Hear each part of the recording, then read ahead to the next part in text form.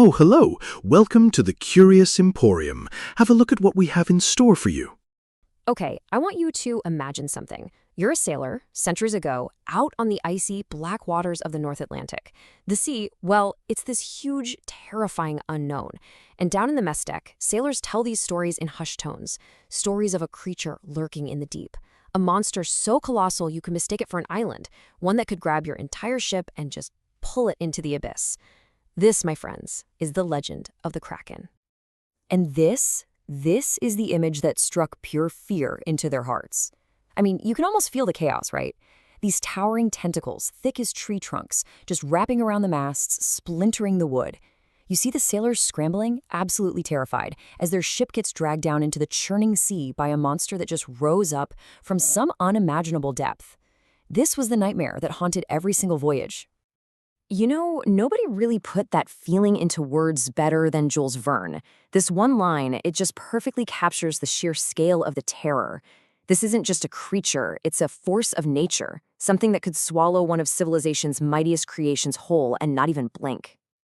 So, how in the world did a legend like this even begin? And what's the real story behind all the terror?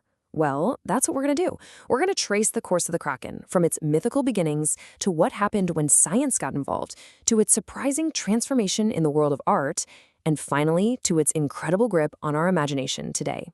Okay, let's dive right in. All right, first up, let's go way back to the beginning. We're heading to the chilling folklore of Scandinavia, where the very first stories of this monster began to bubble up from the depths. So this legend, it didn't just appear overnight, it grew and evolved over centuries.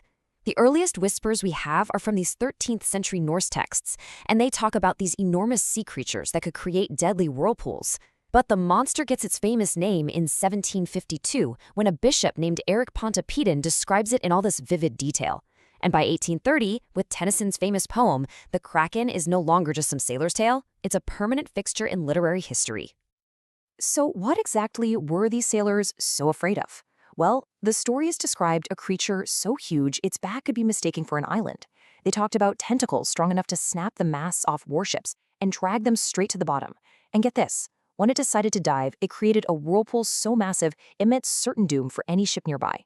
But here's the weird little twist. The waters above a lurking kraken were supposedly swarming with fish, kind of daring fishermen to see if the reward was worth the incredible risk.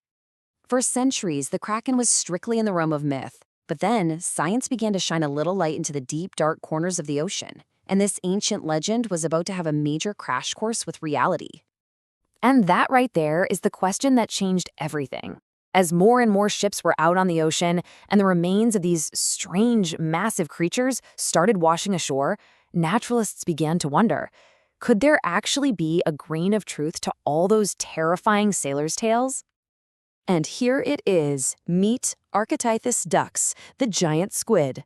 First formally described by science way back in 1857, this incredible deep-sea animal is now pretty much universally believed to be the real deal, the creature that inspired centuries of Kraken legends. The monster, it turns out, was real after all. These two images just capture the entire journey perfectly. On the one hand, you've got the terror of myth, a monster hell-bent on destroying humanity. And on the other, you have an object of scientific curiosity, a real animal, something to be studied and understood. This is the whole shift from folklore to zoology, right here, side by side. Okay, so let's break this down fact from fiction. The mythical Kraken was this island-sized behemoth, miles wide. The real giant squid? Huge, for sure, but it tops out around 60 feet. The legend tells of this aggressive ship killer, but the reality is a solitary creature so elusive we've almost never seen it alive in its natural habitat. Most of the sightings we have are of animals that have washed ashore, often because they're sick or dying, a far, far cry from a malevolent, thinking monster. Now you might think that discovering the real animal would kill the legend, but nope, it didn't. In fact, it did something way more interesting. The scientific discovery of the giant squid actually sparked this fascinating transformation in how we pictured the creature, especially in the world of art. At first, though, that beastly image really held on. A perfect example is this terrifying octopus drawn by the famous novelist Victor Hugo himself for his book Toilers of the Sea. I mean, this isn't just a sea creature, it's a symbol of nature's dark, grasping power. But here's where it gets really fascinating. Hugo's monster wasn't just pulled from his imagination.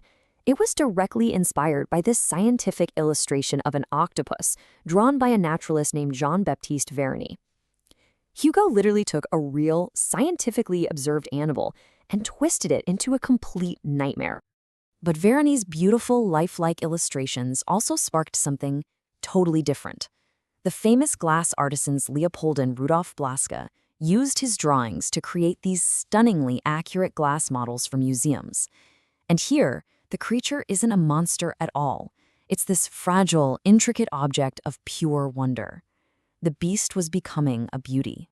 And this transformation really reaches its peak with the famous biologist and artist Ernst Haeckel. In his iconic work, Art Forms in Nature, he takes the squid and the octopus and he just stylizes their forms, emphasizing their incredible symmetry and elegance.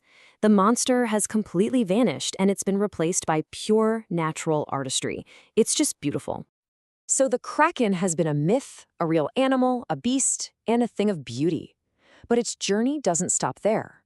All of these different threads, the fear, the science, the art, they all weave together to create the legendary monster we know and love in our stories today. I mean, think about it. Today, the Kraken's legacy is absolutely everywhere. It haunts the pages of classic books, from Melville to Verne. It rises from the depths as this giant CGI titan in movies like Pirates of the Caribbean. We battle it in video games, and we even cheer for it as the mascot for Seattle's hockey team. The legend is arguably more alive now than it has ever been. And of course, there's this line. You know the one, uttered by Liam Neeson in the 2010 movie Clash of the Titans. These three little words launched the Kraken from a mythological creature into a full-blown internet meme and a permanent part of our culture. You know, the journey of the Kraken, from this terrifying myth born out of fear of the unknown to an elusive, real animal that still sparks our imagination, it's just a powerful story. It's this great reminder that the deep sea is still the least explored place on our own planet. It kind of makes you wonder, doesn't it? What other monsters, what other legends are lurking down there, just waiting for that line between myth and discovery to finally blur?